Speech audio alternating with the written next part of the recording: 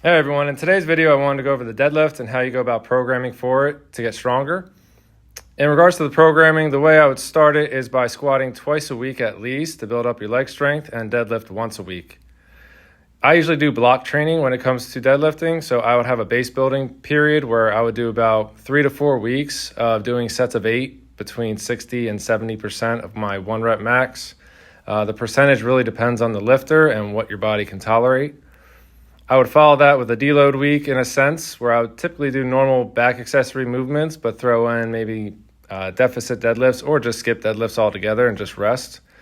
Next, I would follow that up with sets of 5. I would usually do 3 by 5, anywhere between around 80% of my 1 rep max.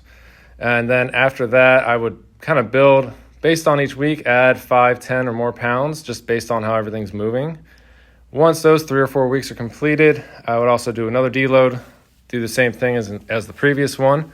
Then I would move on to, let's say, triples at around 85% of my 1 rep max, doing roughly between 3, 4, or 5 sets. I typically say start with 3 and then just see how you're feeling.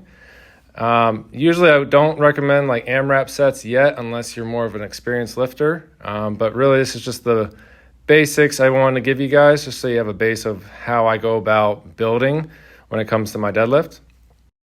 Some additional tips before I go: make sure you don't use straps. I feel like people rush to straps too soon and they lose out on building their grip strength.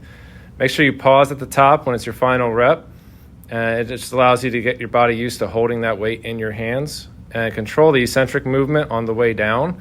Also, try to avoid the tap and go method. I did that when I was younger, as you can see, but I like doing the traditional where you pause at the bottom.